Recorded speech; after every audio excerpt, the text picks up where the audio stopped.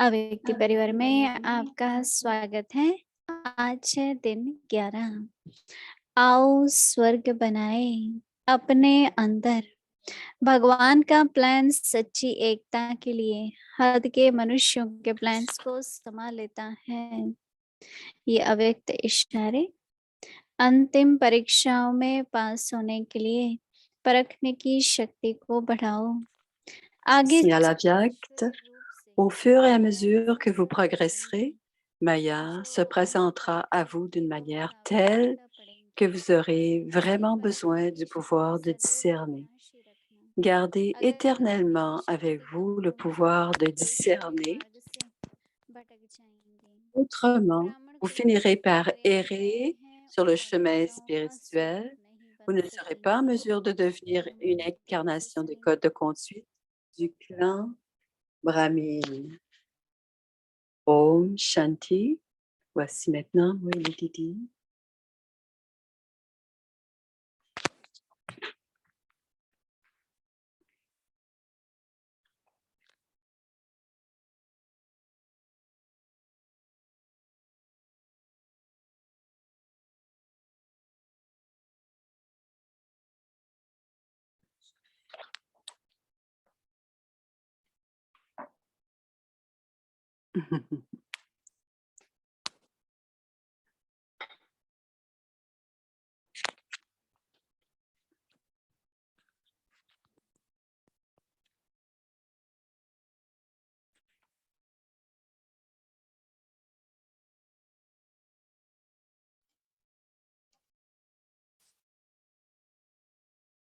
ओम Shanti.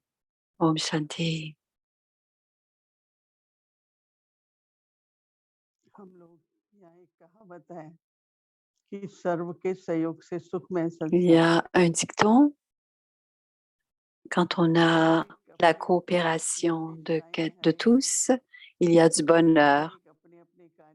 Chacun a sa spécialité.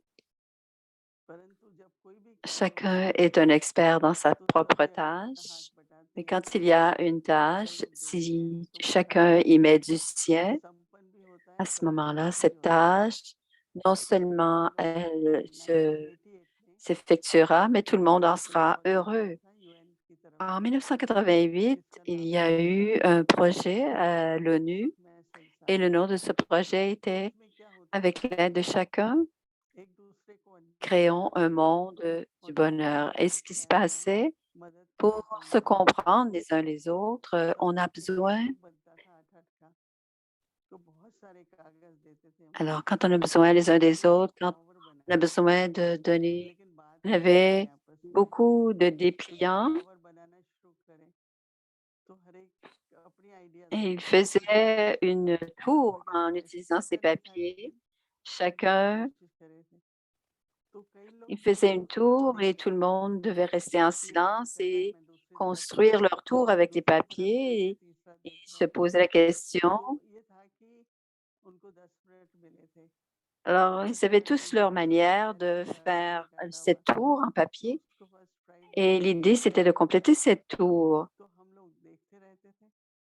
Et alors, ils se regardaient les uns les autres pour essayer de voir comment les autres allaient fonctionner. Donc, ils ne pouvaient pas parler, ils devaient fabriquer cette tour en papier. Et ils avaient besoin de la coopération de chacun pour effectuer leurs tâches. Donc, si chacun le faisait, c'était une façon de coopérer, de travailler chacun de son côté, mais travailler tous au même projet. Donc, ça donnait beaucoup de pouvoir. Ça prenait beaucoup de pouvoir pour travailler les uns avec les autres et aussi pour effectuer la tâche et aussi pour réussir à faire la tâche. Donc, c'est de cette manière que nous devenons coopératifs. Et je me souviens, dit Moïni, lorsque nous voyagions et que nous allions en Amérique du Sud, et souvent, il y avait un programme le mercredi soir. Et souvent, il est tard lorsque l'on termine un programme le soir. Et on restait, il y avait beaucoup de centres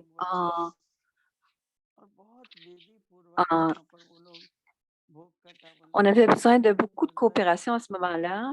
parce qu'il y avait le Bogue à préparer le jeudi et il y avait eu un programme le mercredi. Donc, il y avait beaucoup de travail à faire. Alors, quand on revenait du programme, fallait préparer les choses pour le lendemain. Alors, je leur ai dit, on ne peut pas quitter et laisser les gens qui doivent se préparer pour le lendemain le feront et se coucheront tard. Alors, je leur disais, non, coopérons, travaillons tous ensemble et nous ferons tous ensemble la tâche. Bon, elle disait, je vais m'asseoir et je vais préparer certains aspects. On préparait la tâche et on travaillait nettoyait la cuisine.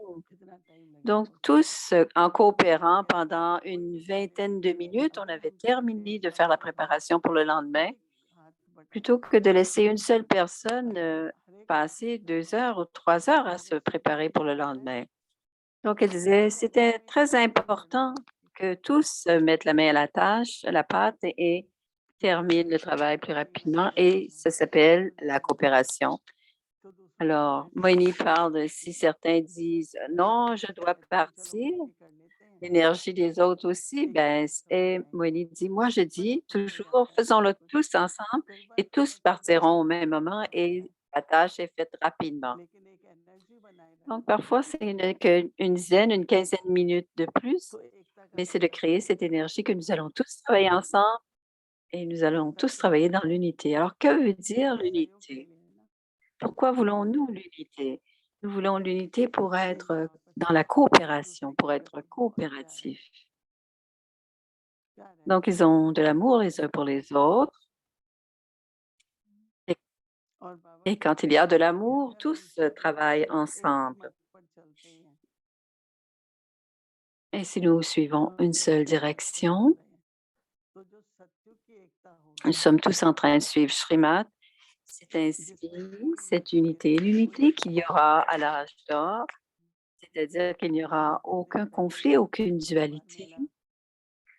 Il y a 2 ou 3 jours, j'ai rencontré une famille, ils étaient hommes et femmes, et elle a dit, nous n'avons jamais eu de conflit entre nous. Quelqu'un disait, l'un disait et l'autre était en accord, et leur vie était vraiment paisible. Il n'y avait aucun conflit dans le couple. Et maintenant, nous avons des sanskars, nos vieux sanskars. Quels sont nos sanskars de l'âge d'or? C'est d'abord d'être en accord et ensuite, l'autre peut coopérer.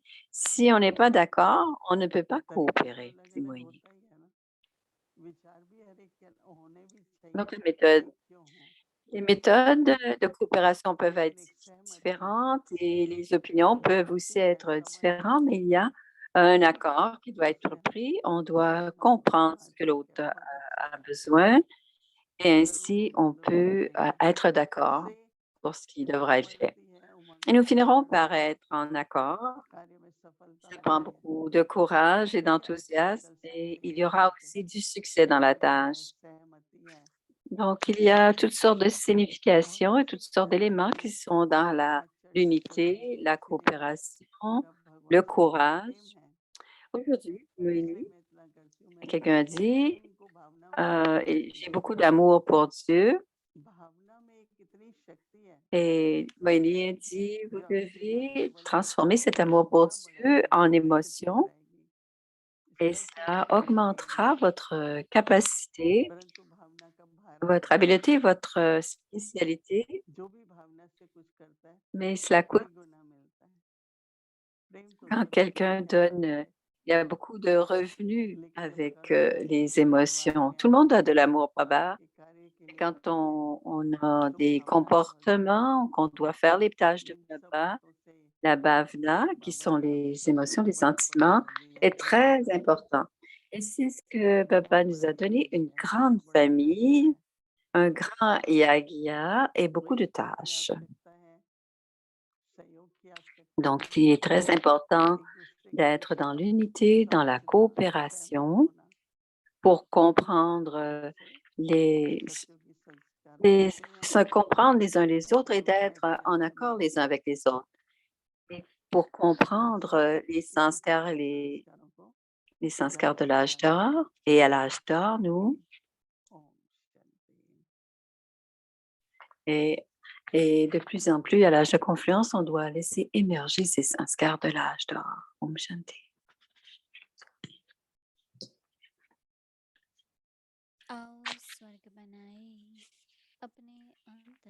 Créer le paradis à l'intérieur du soi, la véritable unité du plan de Dieu dissout les limites des plans humains. Aujourd'hui, je pratique le sanskar de l'âge d'or, les mains emplies de véritable compréhension en appréciant l'harmonie la plus élevée. Om Shanti.